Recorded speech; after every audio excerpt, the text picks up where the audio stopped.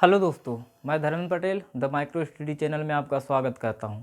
आज हम इतिहास के बारे में चर्चा करने के लिए आपके सामने उपस्थित हुए हैं और हम चर्चा करेंगे आज इतिहास के बारे में। इसे चर्चा करने की इस क्रम में हम बात कर लेते हैं कि इतिहास को दो सेगमेंट्स में बात की जाती है इतिहास की। पहली बात की जाए विश्व स्तर पे, विश्व का इतिहास क्या रहा, उस समय क्या चल रहा था, इन सब चीज़ों पे। और दूसरी बात की जाए, क्योंकि हम भारतीय हैं तो हम भारत का इतिहास पढ़ेंगे, हमारे सिलेबस में भी है, हमें तो परीक्षा पास करनी है, ठीक है। तो परीक्षा की दृष्टि से भारत का इतिहास, ठीक है। विश्व के इतिहास की बात की जाए तो इस विश्व इतिहास की चर्चा हमारे सिलेबस में ज़्यादा नहीं है। जैसे यूपीएससी सिलेबस की बात की जाए तो यूपीएससी सिलेबस में सिर्फ ये टॉपिक मेंस में मेंशन है, तो ठीक है। तो इसको मेंस की दृष्टिकोण से हम किसी दूसरी अन्य क्लासेस में इसको मेंस की दृष्टिकोण से कवर करवाएंगे। और उसके बाद बाकी परीक्षाओं की बात की, जैसे पीसीएस हो गया, वनडे एग्जाम्स हो गए, तो इन सब में यहाँ से ज़्यादा क्वेश्चंस नहीं आते, इक्का दुक्का क्वेश्चन आते हैं। तो वो क्वेश्चन इस प्रकार से होते हैं कि वो जब भारत का इतिहास पढ़ते हैं तो इससे ही लिंक करके पढ़ लिया जाता है, तो क्वेश्चन वहीं से बनते हैं। जैसे कि बात की जाए वर्ल्ड वार, तो वर्ल्ड वार से क्वेश्चन आ जाते हैं कभी कभी, तो हम यहाँ पर ही जब भारत का इतिहास पढ़ाएंगे तो वहाँ पर ही वर्ल्ड वार की चर्चा कर देंगे। किसी प्रकार की कोई महत्वपूर्ण संधि हुई है तो उस संधि की चर्चा हम जब आधुनिक भारत का इतिहास पढ़ेंगे उसमें कर देंगे। तो इन सब चीज़ों का हम ध्यान रखेंगे, ठीक है। बात की जाए भारत के इतिहास के बारे में, भारत के इतिहास को हम अध्ययन की दृष्टि से 3 खंडों में बांटकर इसका अध्ययन करते हैं।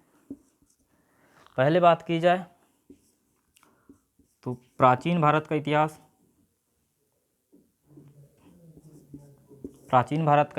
उसके बाद बात करते हैं हम मध्यकालीन भारत का इतिहास, उसके बाद आधुनिक भारत का इतिहास। इन 3 खंडों में बांटकर हम भारत के इतिहास की जानकारी आपको उपलब्ध करवाएंगे। हमने सिलेबस में, अब हम यहाँ पर जैसे प्राचीन भारत का इतिहास हो गया, आधुनिक भारत का इतिहास हो गया, और मध्यकालीन भारत का, और ये आधुनिक भारत का इतिहास हो गया। तो पठन पाठन की हमारी पद्धति तो इस प्रकार से जैसे कि सबकी रहती है, अधिकतर स्टूडेंट्स, टीचर्स इस पद्धति में पठन पाठन की अपनी प्रक्रिया चलाते हैं। पहले पढ़ेंगे प्राचीन भारत का इतिहास, उसके बाद मध्यकालीन भारत का इतिहास, उसके बाद आधुनिक भारत का इतिहास। लेकिन हमारे पठन पाठन की प्रक्रिया में हम इसे बिल्कुल विपरीत क्रम में पढ़ेंगे। सबसे पहले पढ़ेंगे हम आधुनिक भारत का इतिहास, उसके नेक्स्ट वीडियो में बाद में बात करेंगे हम इसमें मध्यकालीन भारत के इतिहास के बाद में। इसके बाद हम बात करेंगे प्राचीन भारत का इतिहास। अब आप लोग के मन में ये क्वेश्चन तो उठना चाहिए कि जब प्राचीन भारत का इतिहास ये पहले की तिथियों में हुआ तो ये पहले पढ़ना चाहिए, उसके बाद ये पढ़ना चाहिए, उसके बाद ये पढ़ना चाहिए, लेकिन हम ऐसा क्यों पढ़ रहे हैं? इसके पीछे क्या आपको 1-2 कारण हम गिनवाते हैं। पहला कारण तो है, इसको इस पद्धति से पढ़ने का पहला कारण है कि आप जो भी परीक्षा की तैयारी कर रहे होंगे, उस परीक्षा में आप जब भी बैठेंगे तो आप एनालिसिस करिएगा कि आपको सबसे ज़्यादा क्वेश्चन आधुनिक भारत के इतिहास में मिलेंगे, ठीक है। आधुनिक भारत के इतिहास से ज़्यादा क्वेश्चन आते हैं, मतलब ऐसा नहीं है, फिक्स तो नहीं है, पर अधिकतर टाइम यही होता है। तो इन सब चीज़ों की ध्यान रखा गया है। उसके बाद मध्यकालीन भारत के इतिहास से प्रश्न देखने मिलते हैं, प्राचीन भारत के इतिहास से देखने मिलते हैं। किसी वर्ष से यह हो जाता है कि प्राचीन भारत से ज़्यादा क्वेश्चन आ गए, आधुनिक भारत से कम आ गए, पर ये हमेशा नहीं होता है, अधिकतर क्वेश्चन वहाँ से देखने को मिलते हैं। दूसरे कारण की बात की जाए तो जैसे अधिकतर स्टूडेंट्स बुक उठाते हैं और यहाँ से पढ़ना चालू करते हैं। यहाँ पर इतनी तिथियाँ, सन और नाम जो अपरिचित से प्रतीत होते हैं, इन नामों को देखकर बच्चे इसके आगे बढ़ नहीं पाते हैं और उन्हें लगता है इतिहास बोझिल। तो इस बोझिलता को दूर करने के लिए, कठिनाई को दूर करने के लिए हम यहाँ से शुरुआत करते हैं, क्योंकि यहाँ पर अधिकतर जितने भी व्यक्तित्व है ये आपने सुने हुए होंगे, कहीं ना कहीं सुने हुए होंगे, किसी न किसी के मुंह से सुने हुए होंगे। और यहाँ तिथियों की बात की जाए तो तिथियाँ तो है काफ़ी, पर इस सरलता से याद हो जाती है, सरलता से अपने को समझ में आ जाती है, ठीक है। इसके बाद हम मध्यकाल की बात करेंगे, तो ये सब अपना क्रम ऐसे ही चलता रहेगा, ठीक है। अब इसके बाद हम बात कर लेंगे आधुनिक भारत के इतिहास के बारे में। तो हम आधुनिक भारत के इतिहास को शुरू करने से पहले उसके सिलेबस को डिस्कस कर लेंगे कि हमारे परीक्षा की दृष्टि से आधुनिक भारत के इतिहास के कौन कौन से टॉपिक महत्वपूर्ण हैं, कौन कौन से टॉपिक्स पढ़ने ज़रूरी है, किस किस टॉपिक से अधिक क्वेश्चन बनते हैं, इन सब चीज़ों पे हम चर्चा कर लेंगे आपसे अभी। ठीक है, तो हम बात करेंगे आधुनिक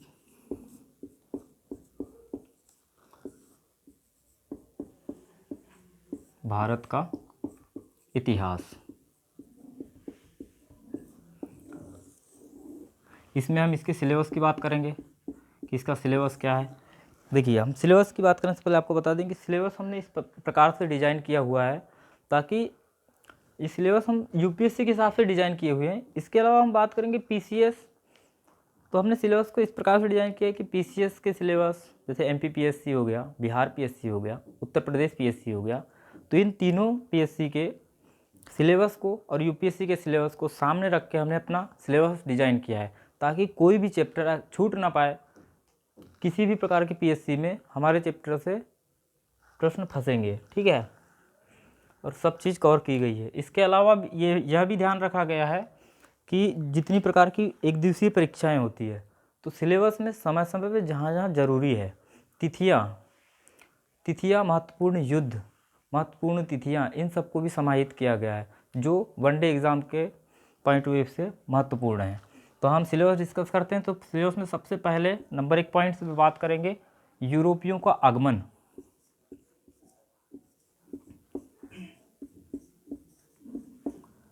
यूरोपियों का आगमन, कि यूरोपियों का आगमन किन परिस्थितियों में हुआ, ऐसी क्या परिस्थितियां थी कि यूरोपियों को इंडिया की ओर आना पड़ा, इन सब चीज़ों पे चर्चा करेंगे। और इसी क्रम में हम यूरोपियों के आगमन में सबसे पहले पढ़ेंगे पुर्तगालियों को, पुर्तगाली के बारे में चर्चा करेंगे, क्योंकि भारत में आने वाली प्रथम यूरोपीय शक्ति जो थे ये पुर्तगाली थे। प्रथम शक्ति थी भारत में प्रवेश करने वाली, वो पुर्तगाली थे, वास्को डी गामा, आपको याद होगा। हम इसके बारे में पूरी डिटेल में चर्चा करेंगे आगे। इसके बाद बात की जाए डचों के बारे में चर्चा करेंगे हम आपसे। इसके बाद नेक्स्ट पॉइंट में बात करेंगे हम आपसे अंग्रेज़ों के बारे में। अंग्रेज़ों के बाद बात की जाए आपसे तो डेनिस के बारे में, डेनिस जो कि डेनमार्क के निवासी हुआ करते थे, ठीक है। इसके बाद हम नेक्स्ट पॉइंट में बात करेंगे आपसे फ्रांसीसियों के बारे में, फ्रांसीसी के बारे में बात करेंगे, ठीक है।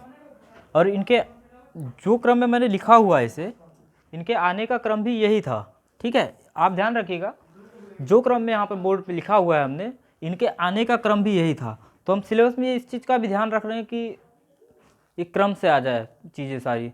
यहाँ पर हो सकता है बोर्ड में कि थोड़ा क्रम ऊपर नीचे हो जाए, तो आपको पीडीएफ पे जो टेलीग्राम चैनल पे जो पीडीएफ प्रोवाइड करवाई जाएंगी सिलेबस की, तो आप उसे भी अच्छे से देख लीजिएगा एक बार, ठीक है। तो हम सेकेंड पॉइंट की ओर चलते हैं। सेकेंड पॉइंट,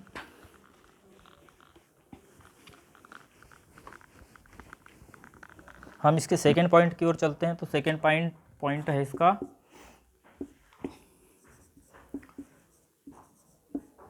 ब्रिटिश साम्राज्यवादी विस्तार। इस पॉइंट से भी बात करेंगे हम आपसे कि ब्रिटिश ने किस प्रकार इंडिया में प्रवेश करने के पश्चात यहाँ के विभिन्न क्षेत्रों पर अपना विस्तार किया। जैसे सबसे पहले बात करेंगे इसमें हम बंगाल की,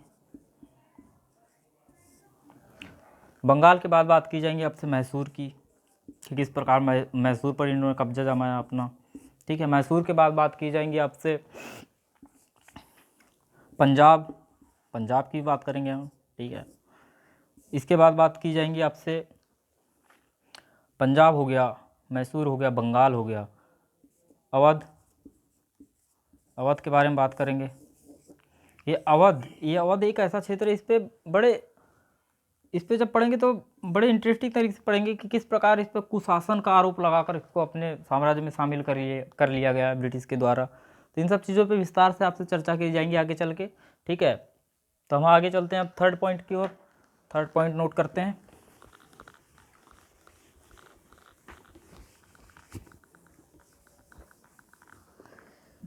थर्ड पॉइंट की बात करते हैं हम। ब्रिटिश साम्राज्यवादी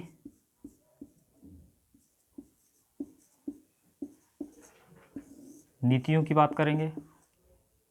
नीतियाँ क्या थी इनकी? नीतियों में हम बात करेंगे आपसे वेलेजली की सहायक संधि के बारे में बात करेंगे आपसे, ठीक है। वेलेजली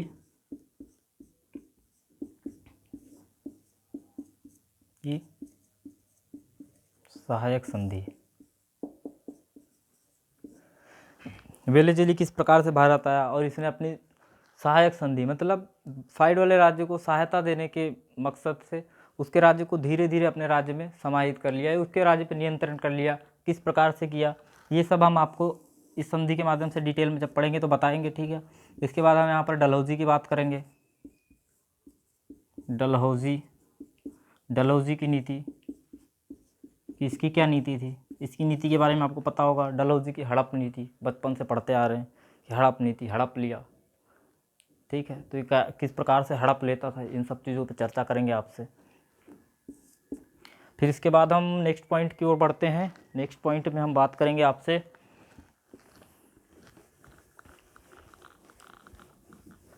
कौन सा तीसरा पॉइंट हो गया, हम बात करेंगे आपसे चौथे पॉइंट पे।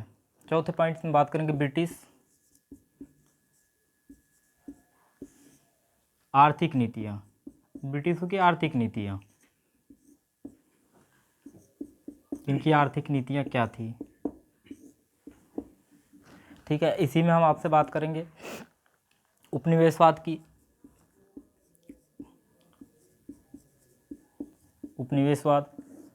उपनिवेशवाद और इसके चरण, इनको कितने चरणों में देखा गया है, कितने चरणों में उपनिवेशवाद को संपन्न किया गया है, मतलब इसके अगले चरण की ओर, मतलब चरणबद्ध तरीके से इसको देखेंगे हम। उपनिवेशवाद की चर्चा करेंगे। उपनिवेशवाद के बाद बात की जाए आपसे कृषि का वाणिज्यीकरण।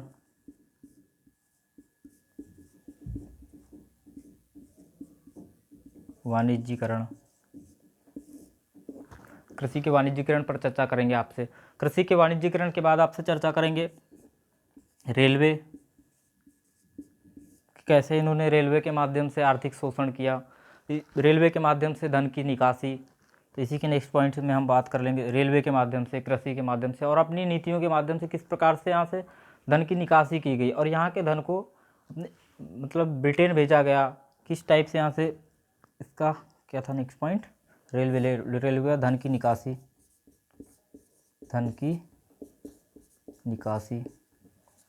तो हम धन की निकासी पे भी चर्चा करेंगे। काफ़ी महत्वपूर्ण टॉपिक है और काफ़ी बढ़िया है, मज़ा आएगा पढ़ने में, काफ़ी आपको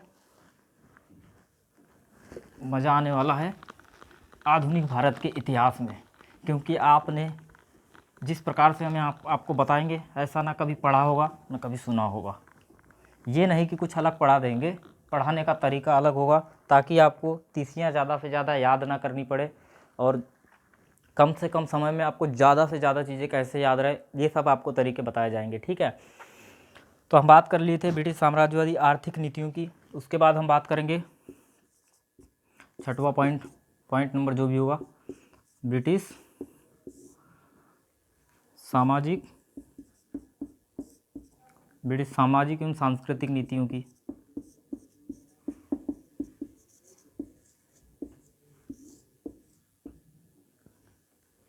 सांस्कृतिक नीतियों की बात कर लेते हैं। यहाँ पर सांस्कृतिक नीतियों की बात करेंगे हम, ठीक है। सांस्कृतिक नीतियों में हम यहाँ पर देखेंगे समाज सुधार,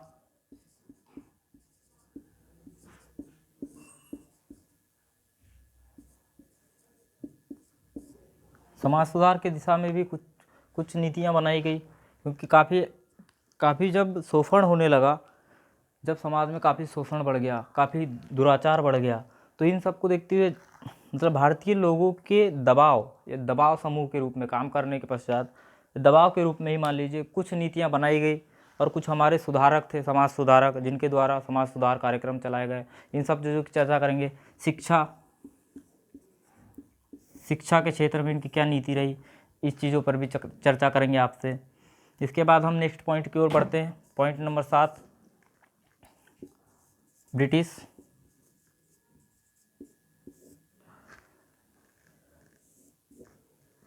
इसके बाद हम नेक्स्ट पॉइंट पे बात करेंगे आपसे, ये तो हो गई है।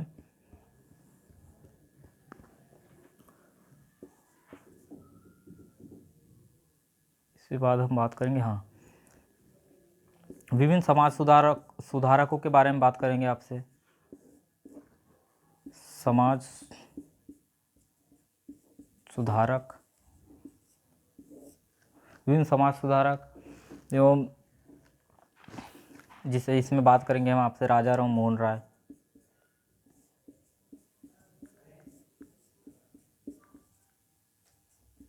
राजा राम मोहन राय। और इसके अलावा भी बात करेंगे आपसे मतलब एवं अन्य अन्य मतलब और भी बहुत से नाम हैं जिन्होंने समाज सुधार की दिशा में काफ़ी कार्य किया, समाज सुधार आंदोलन चलाए। समाज सुधार आंदोलन के माध्यम से भारतीय समाज में जो कुरीतियाँ थी उनको दूर करने की कोशिश की, जैसे नर बलि, पशु बलि, मतलब बाल विवाह, ये बहुत सी कुरीतियाँ थी जिनको दूर किया गया समाज सुधार आंदोलनों के माध्यम से इन समाज सुधारकों के द्वारा। ठीक है, तो इसके बाद हम चर्चा करते हैं नेक्स्ट पॉइंट की ओर।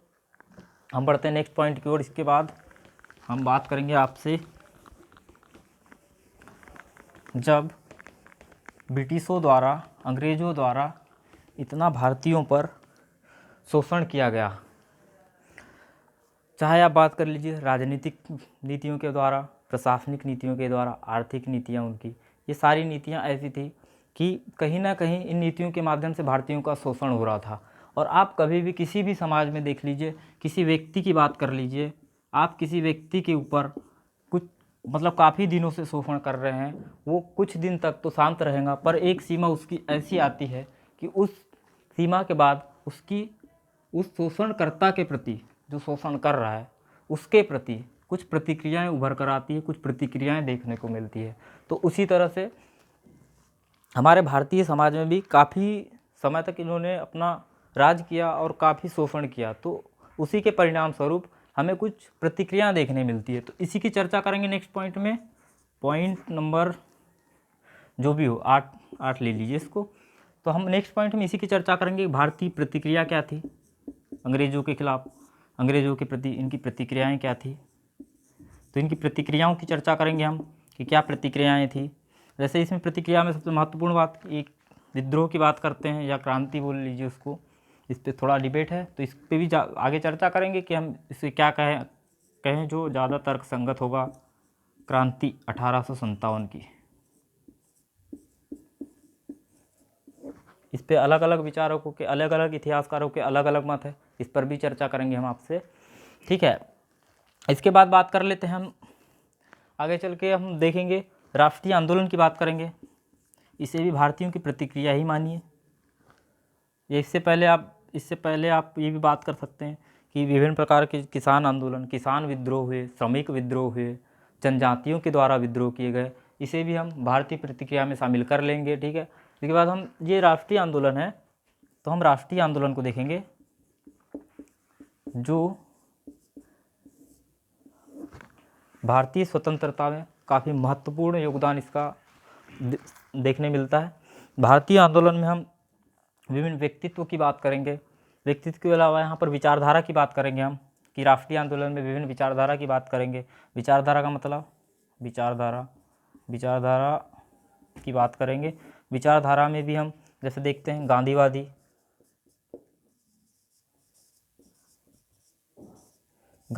विचारधारा। गांधीवादी विचारधारा का कहने का मतलब है आपसे कि गांधी जी एवं इनके समर्थक जो इन्हें मानते थे और गांधीवादी पद्धति से राष्ट्रीय आंदोलन में अपना योगदान दिया, इन सब चीज़ों की चर्चा करेंगे हम आपसे। क्योंकि राष्ट्रीय आंदोलन में सिर्फ एक ही विचारधारा का योगदान नहीं था, इसके अलावा भी अन्य विचारधाराएं थी। जैसे इसके बाद बात की जाए क्रांतिकारी विचारधारा की। क्रांतिकारी विचारधारा में भगत सिंह, चंद्रशेखर आज़ाद एवं अन्य क्रांतिकारी नेता, अन्य क्रांतिकारी जिन्होंने अपना योगदान राष्ट्रीय आंदोलन में दिया, ये शांति से बात करने के पक्षधर नहीं थे, क्योंकि इन्हें पता था कि शांति से बात करने से कुछ फ़ायदा होने वाला है नहीं है। तो बंदूक की नोक पर अपने देश को आज़ादी दिलाने के इनके प्रयास। फिर इसके बाद हम बात करेंगे इसके बाद समाजवादी विचारधारा की। राष्ट्रीय आंदोलन में समाजवादी विचारधारा भी प्रभावी रही। इसके अलावा भी और अन्य विचारधाराओं पर चर्चा करेंगे, ये हम आपको आगे जब पढ़ाएंगे तो आप साथ में लेके इसको बता देंगे, ठीक है। हम इसका ध्यान रखेंगे, आपका कोई भी चैप्टर किसी भी एंगल से छूटने ना पाए, और आपको परीक्षा में ये सब चीज़ें बहुत काम आने वाली है, तो आप इन सब चीज़ों का ध्यान रखेंगे। अब जैसे बात हो गई थी विचारधारा की, तो विचारधाराओं के बाद में हम बात करेंगे, विचारधारा के बाद बात करेंगे हम स्वतंत्रता की प्राप्ति कैसे हुई। आंदोलन हुआ, आंदोलन के बाद हम स्वतंत्रता की बात करेंगे कि स्वतंत्रता किस क्रम में चला, कैसे लिया गया, ठीक है। इसके बाद हम स्वतंत्रता, उसके बाद यहाँ पर विभाजन की बात करेंगे, विभाजन की बात करेंगे, विभाजन और उसके बाद, तो विभाजन और उसके बाद के क्रम को भी हम यहाँ पर देखेंगे, ठीक है। उसके बाद हम एक नया पॉइंट बनाए हुए हैं, 10वां 11वां जो भी था यहाँ पर, विविध। ये विविध पॉइंट इसलिए बनाया गया है हमारे द्वारा, ताकि आप जो सिलेबस में जो कुछ भी छूट गया है, हमें लग रहा है कि वहाँ पर कवर नहीं करवाया जा सकता, लेकिन वनडे एग्जाम्स मतलब एक दिवसीय परीक्षा की दृष्टि से बहुत महत्वपूर्ण है, कुछ तथ्य कुछ वो उनकी बात करेंगे, तो इन सब चीज़ों को हम इस सिलेबस में अपना ध्यान रखें हैं, ठीक है। तो ये सिलेबस है। इसके बाद हम नेक्स्ट वीडियो में यूरोपियों के आगमन से अपनी शुरुआत करेंगे। तो हम अपनी बात को यहीं पर समाप्त करते हैं और आपसे मिलते हैं नेक्स्ट वीडियो में। तब तक के लिए थैंक्स।